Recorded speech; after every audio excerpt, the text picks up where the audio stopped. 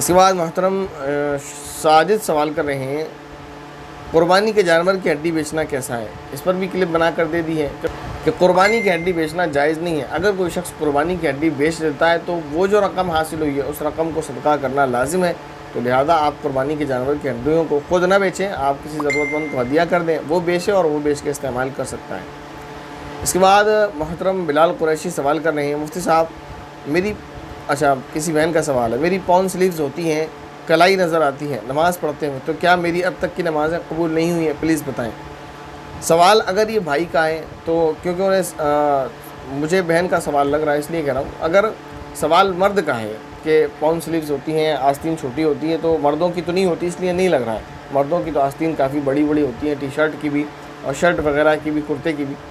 तो ये सवाल किसी बहन का ही हो सकता है। तो अगर ये कि पॉन स्लीव्स होती हैं तो याद रखें, अगर यहाँ से लेकर यहाँ तक ये आपका एक पार्ट है, यहाँ से यहाँ तक हाथ का एक हिस्सा है, तो आपकी जो आस्तीन है वो इतनी है कि कलाई का, आपकी रिस्ट का चौथाई हिस्सा या उससे ज़्यादा खुलता है, तो फिर आपकी नमाज़ नहीं होगी और आपको इस तरह पढ़ी गई नमाज़ें लौटा लेना चाहिए।